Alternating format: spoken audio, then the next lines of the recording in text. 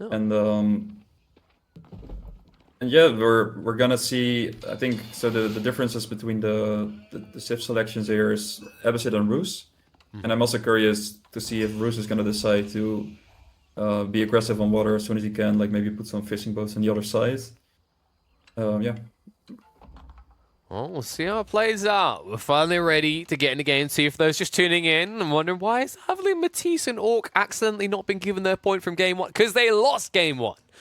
Flash and Wu Yu were able to take a slow starting, but in the end quite dominant win in the pit. Now we move forward with them being on match point.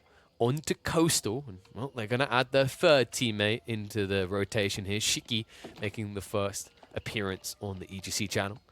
And I believe Shiki was no pushover either on the rankings. In fact, in team ranked, Shiki is ranked 18th in the world. Oh wow. Yeah. That's a really strong team.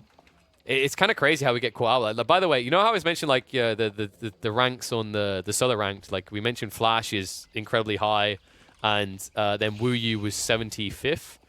Well, Shiki is ranked 74th. So, maybe these they guys, played every game together. Yeah, man, they clearly don't like, sit on their hands and feet and do nothing. I mean, these guys. I love the fact that this season we're seeing so many new names in the top 100. Maybe partially because at the start of the season, you know, obviously the top 60 in the world were Red Bull Wallol, but also there's been so many changes to the meta, and obviously the addition of new civs. Yeah, and also we're in, with the first big tournament being a team tournament. We have a lot of people like switching between ladders, and we see people that we haven't seen before that are just primarily team players. I'm not familiar with some of these guys because I'm just a 1v1 player basically, and I never spotted them. So it's fun to see everybody like sort of in a way it's two different communities coming together in my opinion. Like Definitely. you can be completely split off from each other normally, so it's pretty cool.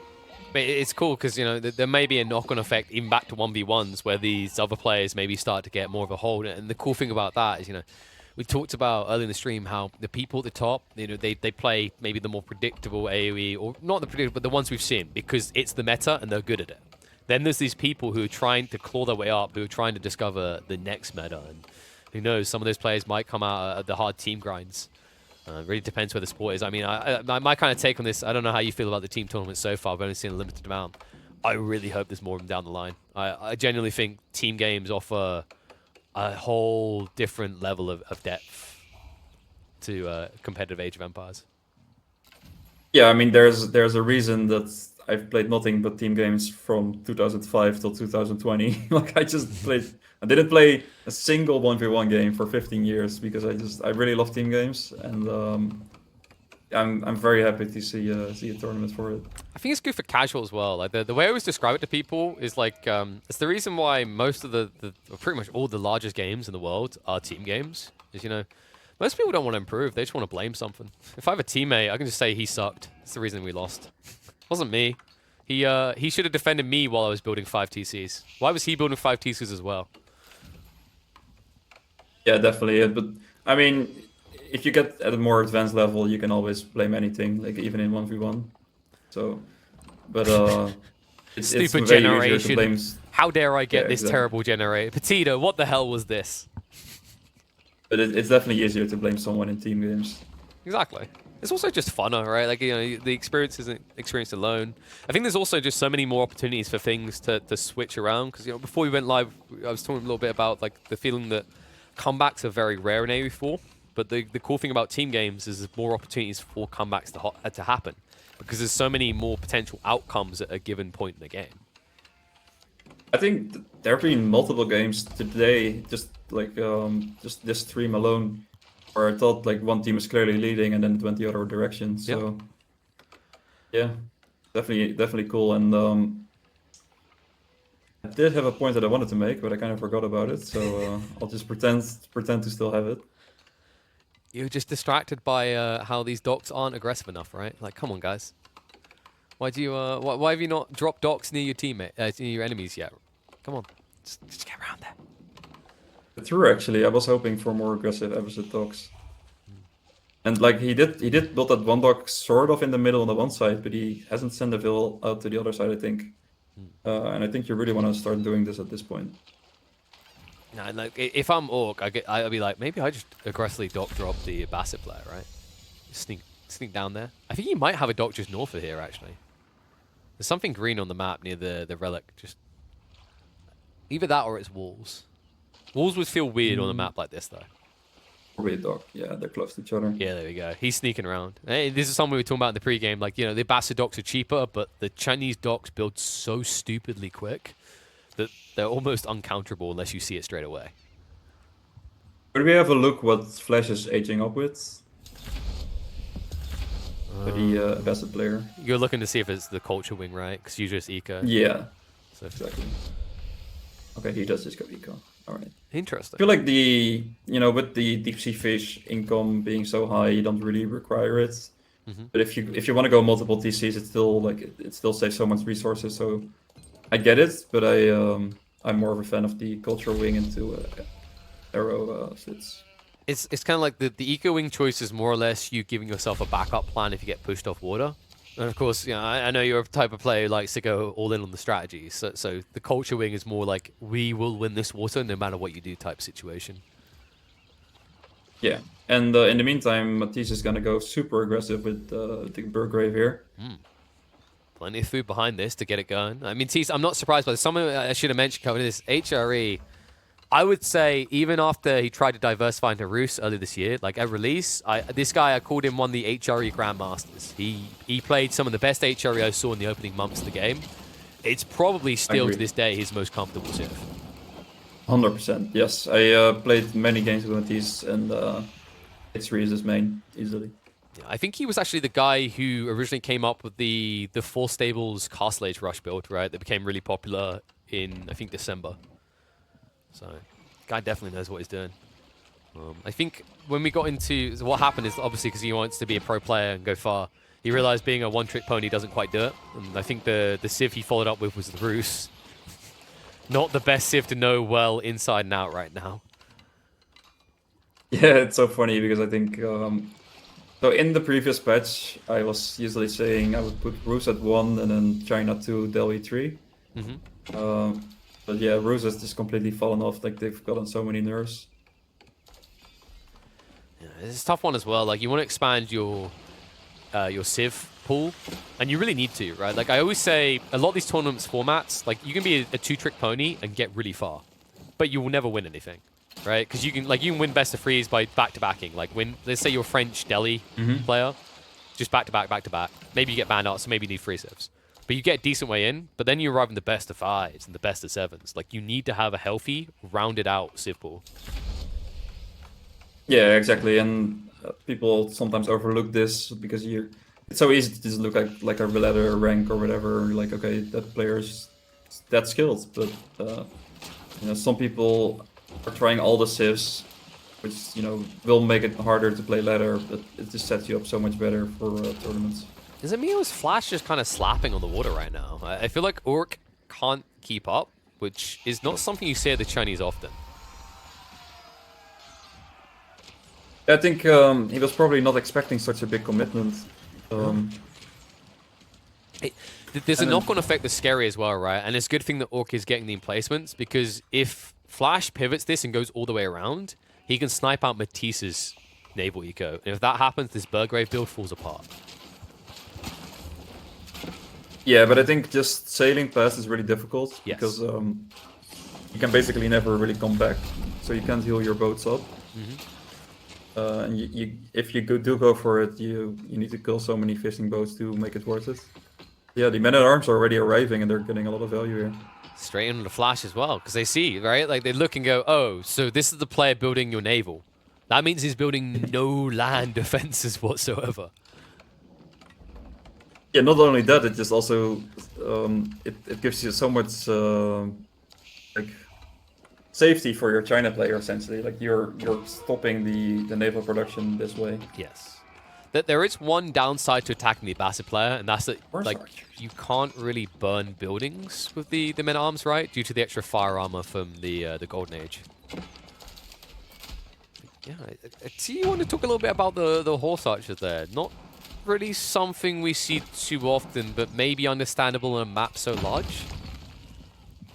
I think what's nice about the horse archers that if I was his teammate and if I lose the game, I know who I'm gonna blame. There it is. Alright, he's mixing it. In fairness, he's mixing crossbows now. He's like, I will not be blamed. Someone else must take the fall for this. Damn it!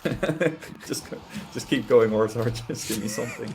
Yeah, I'm very surprised to see horse archers. I don't think they're a good unit right now, and and I feel like you also want to invest your wood elsewhere because of the water stuff that's going on.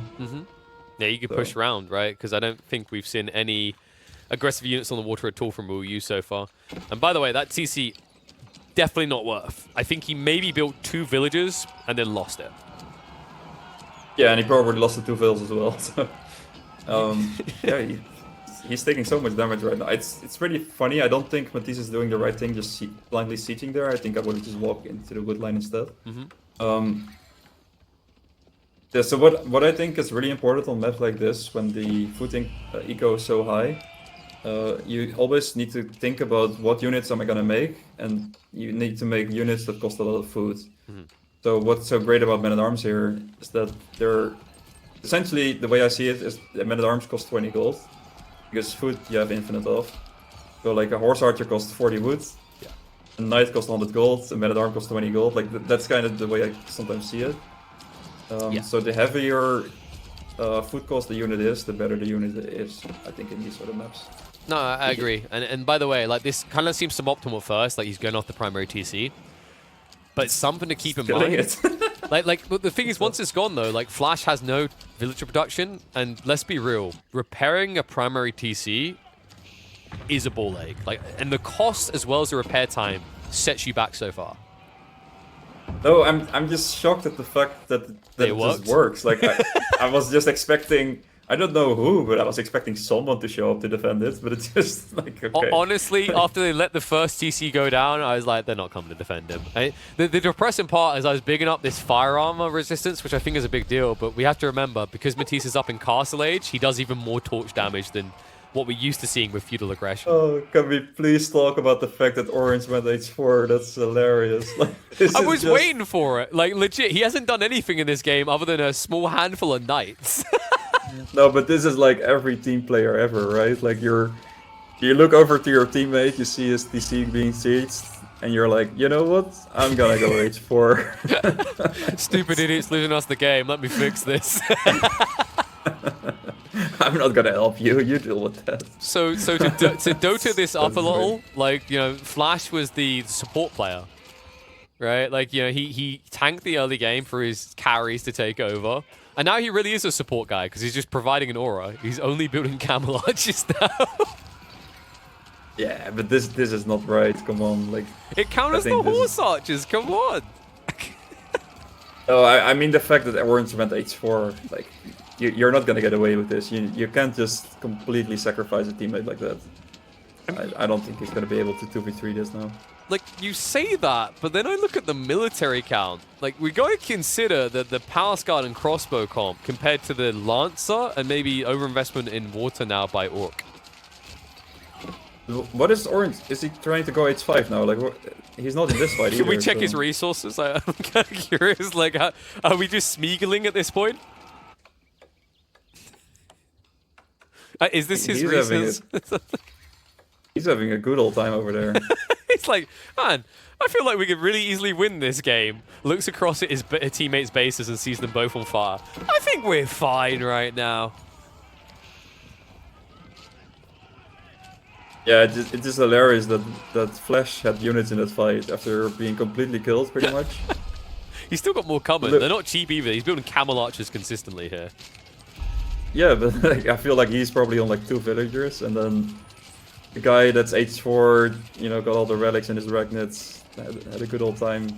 Okay, Artie, let's be realistic though. Like they're doing a good job. Like it's essentially 3 versus 2, and you know, although MAO will have an army left at the end of this, it's not going to be an army that can really do an incredible amount of damage. Well, the problem that you have here is that Matisse is like, okay, well, you went H4, you know what? I'm just gonna do the same, but I already did damage. Also, someone else to keep in mind, you notice that in Shiki's base, I'm a really big fan of Imperial Palace, mainly in 1v1s because it gives you a quarter of the map in vision.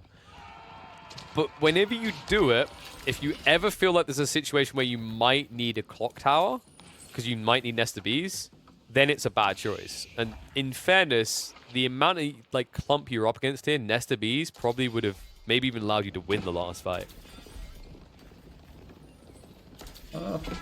I'm not sure. Maybe you just kind of get overrun because you don't really have any front line to hold it. That's true, but it's like mainly horsemen at the end of this, right? So like the horsemen can't kill Nesta Bees. Was my point. Horse archery. I mean, I think. Yeah, sorry, horse archers. Horsemen would kill Nesta Bees. You're right. Exactly. Yeah. Right. Sorry, I'm just imagining these guys have spears because then the unit comp is something we can respect more. I feel like there's not that many fishing boats compared to what I would expect. Like with the gather rates on fishing being so extreme, I would have expected both sides to just be like, 100 fishing boats pretty much, just insane amounts. Especially with Wu Yu. I think Wu Yu like kind of skimped it, right? Maybe he's gathering on 3 or 4 pools max. Not a lot. And this pressure's adding I mean, up, he was busy getting the relics, watching his teammate die. So it's one thing at a time. That's true. Like you're there trying to play your game, and then there's a lot of entertainment happening on your screen to the southeast. I'd be tempted to watch it too. Like, and I feel frustrated on Flash's behalf, to be honest. Especially after what he done in the first game. He's been thrown on the bus so hard in game 2. Yeah, it's hilarious because game 1 he played so well there, and then and they were like, okay, you know what? You carried game 1. But can you carry 1 versus 3, huh? yeah. Can you carry after you're thrown under the bus? Actually, thrown under the bus isn't a fair statement here. Not only has he been ran over by the bus, but it's like, in the movies where like there's that situation where the person stops and then reverses as well. That's what happened to Flash, right? Like losing your primary TC. Oh my. Yeah, that was shocking to me. Like I understood the second TC going down, but like the primary TC going down was just a shock to me. Who would have thought the Abbasid player would be the one still in feudal age at 18 minutes into a free v? I haven't seen a horse archer spam this big for many months. Avali maybe read the wrong patch notes. I mean, it's working for him. So. It is. Mangoes are now coming to play, though, and that's where this can start to fall apart. Oh, Flash is back with those camel archers again. He's almost at double digit. Just give him some space to tech up. He's still playing feudal. I mean, how's he looking in terms of TCs? Like, does he? Did he even repair the initial one? Like, I'm hesitant to say yes, because doesn't it cost like 700 wood? Yeah, I feel like you might as well just build a new one instead of repairing the original. It's still dead. He actually like look at the health bar. He actually tried and went, "This is too expensive and taking too long. Screw this." Look at all those fills on 1 HP there. Wait, was Orc in his base as well? I swear I saw some green in there. Yeah, they were seating the houses and stuff. Oh my god. Oh, I feel so bad for Flash in this game. I mean, it's his fault for dying.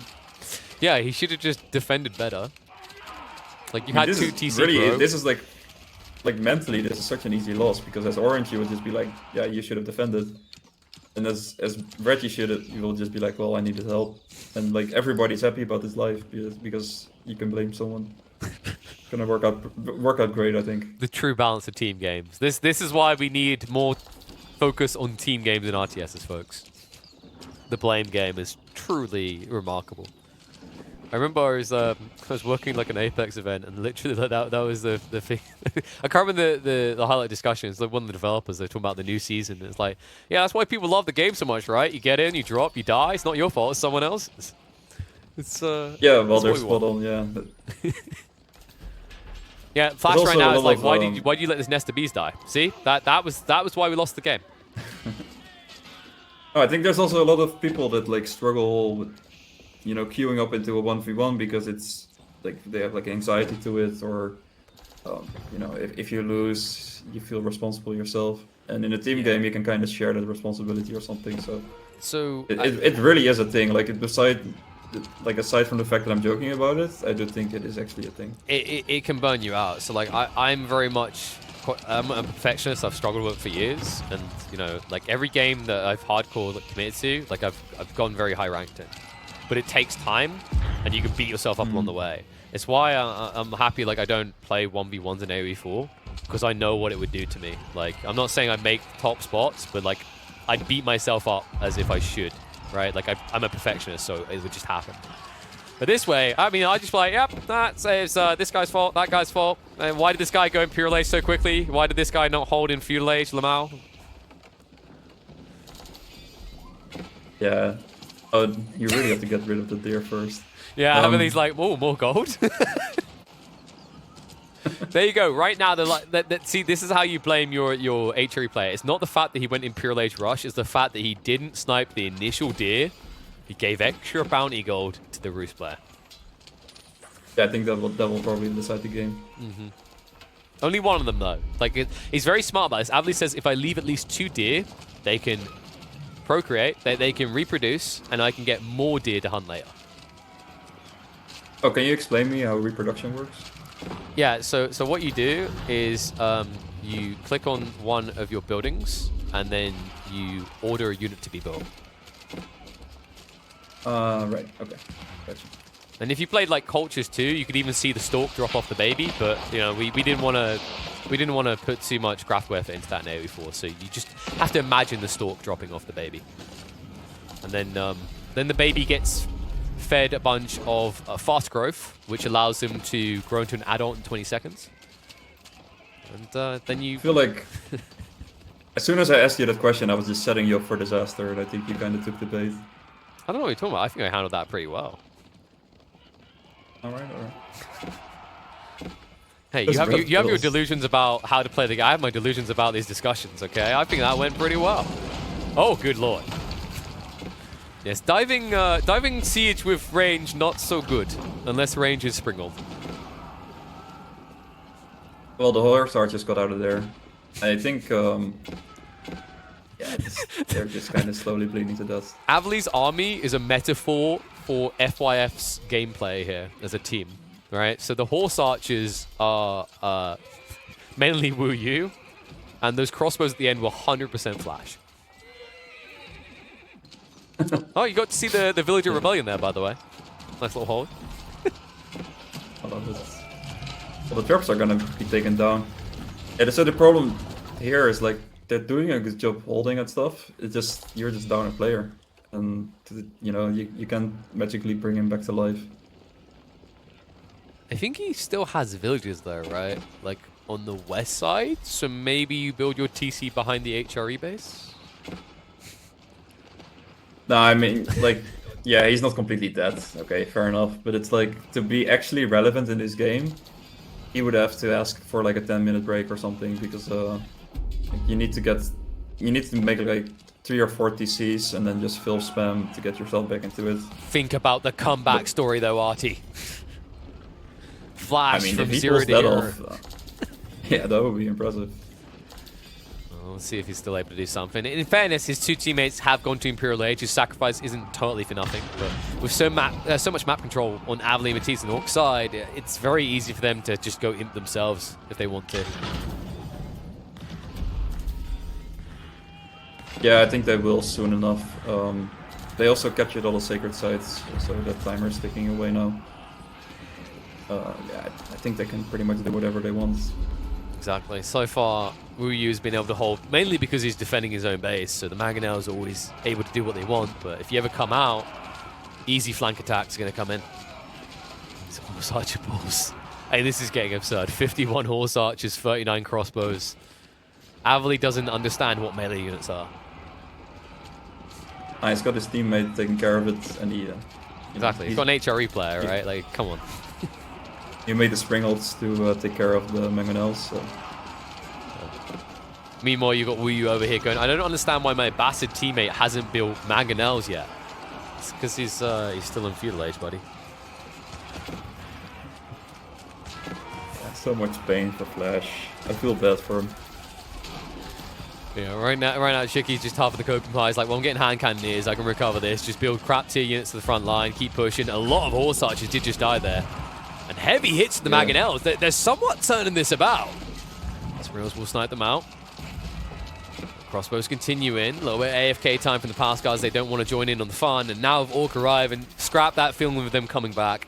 Avali is now on his way to Imperial Age. They've got the Sacred Site tick down continuing. And without more Mangonels, they've got no way of countering the full range composite of Orc and Avali. Yeah, Orc kind of showed up like, oh, there's something going on here. Like, he came out of nowhere. It's almost like they're playing the handicaps like, yeah, guys, like, Flash he can't do anything this game. So we're just going to, like, it's 2v2. It's 2v2. Oh, they're winning? Guys, it's 3v2 again. Oh, look at Yellow saving his teammates. What a team player. By the way, one thing I will say behind this all is, like, there is a subtly deceptive element. Like, Flash hasn't been building any land force, but he's been building naval.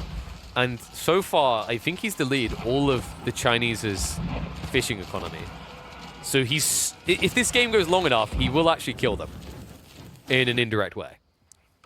Yeah, he's those two boats that you're seeing on the right. They've completely wrapped around from the left side. Actually, I think I've seen them on that side of the map before. They've killed so many fishing boats, and you know, Flash is kind of getting the most out of what he can do right now. And yeah, he killed the fishing eco, which, like, in a general sense, sometimes a big deal, but when you're kind of maxing out on villagers, you don't really care about it anymore. So I think that's also why the enemy team just kind of let it happen, like, sure dude, kill my fishing boats, I'll just reproduce with villagers instead. Just smiling like, I'm helping! Yeah, sure bro, whatever. You have your little playground, we're done with the water side now. Unfortunate Flash. Like, maybe he could try to full reboom water and that get enough food together to make something happen. He finally did drop another TC behind Wu Yu's base, so he is able to build more villages of his own right now. And maybe with a bunch of fishing going on himself, he finds a way of wiggling back into this game, but definitely on the clock. Just under 7 minutes until a Sacred Site victory for MAO, which would of course force a game number 3.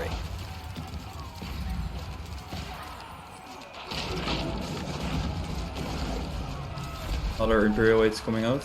Everybody reaching Imperial Age, except for Flash. Hey, he's in Castle Age now. Don't do him like that.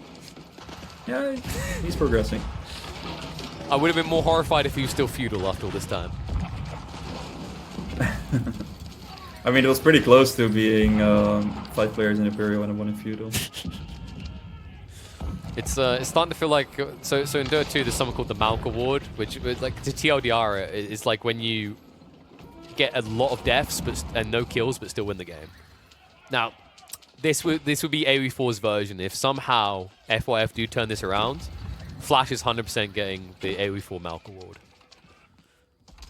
I mean, if they turn this around, then yeah, that would be so insane. That would be so impressive. It's definitely getting harder. I mean, they essentially have what feels like a quarter of the map to themselves, and that's it. Keep drops are going to continue. And he says, villagers get to work. Well, it's not safe here, my lord. Don't care. Just work. You're expendable. Honestly, like 1 food drop off and you more or less paid for yourself. Yeah, I feel like so we have been seeing the fight happening in the same place for a long time. It feels like somewhat of a stalemate, with the top team slowly progressing. So I could have seen a comeback happening in that sense. It's just the fact that the Sacred Site timer is ticking. That's the main thing here. All these resources. They're like, yo, we've lost our fishing economy. And he's like, shut up. Just take all this. I have no use for it anymore. I've got like mass culverins, trebs. No one cares about men-at-arms anymore. Just take it. Did he go up with the trade wing? Oh god, he went up with the trade wing, didn't he?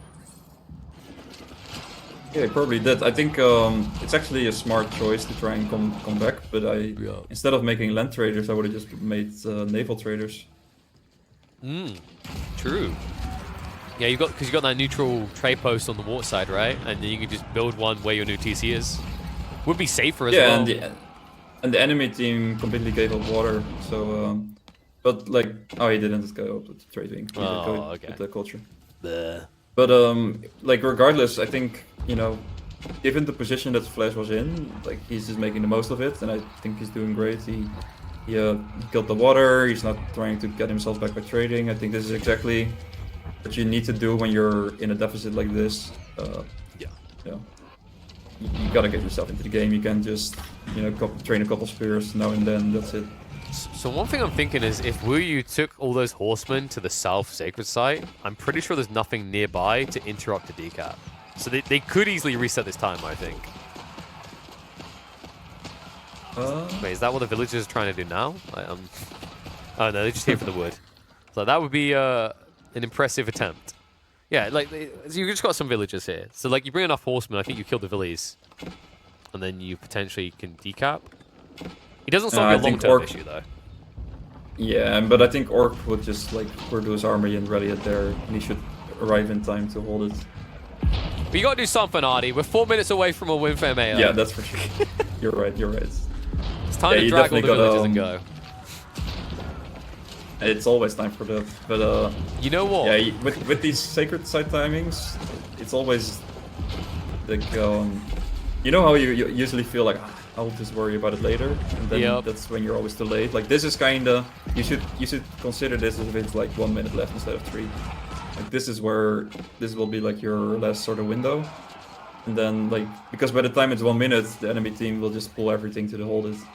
Yeah. So you have to make the most of these sort of times. It's like me in life. Like, oh, these things happening and making me feel really bad. Yeah, you should totally like confront that right now, bro. Talk to someone about it. No, this is a future pigeon problem. Why would I bog myself down now? Like, let future pigeon deal with this. Just like they've let future FYF deal with this. It's looking ugly now. Honestly, walls are starting to go up, so sacred sites are harder to access. I mean, Wu Yu got decent raiding value, but it feels like a moot detail, to be honest.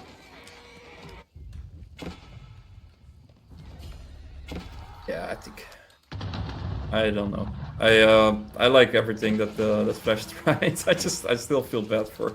That's like my main point of this game. It just. Honestly, it's like I think you just don't have Flash play the third game, not because he's a bad player, but like. I mean, if he does and he wins it, the mental fortitude on this guy, because he's been beaten on, trodden on, pummeled in the groin 1,000,000 times over, and at the end of it all, they will still lose. So, MAO, get a point on the board. We are going to need a third map.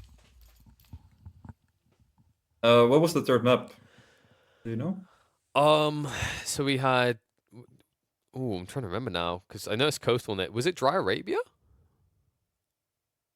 Like, it might have been Prairie. Might have been Prairie, yeah. I think it was a non-water map. Yeah, I think so as well. Either that or is one with like a small blob of water in the center. It's one of the two. I don't know. We'll see though getting into it. But like, yeah, look at this game. I mean, the biggest worry for me is, you know, Flash, if he's on tilt at all. I mean, this guy's been playing competitively for a while now. I think he played in previous games before this, but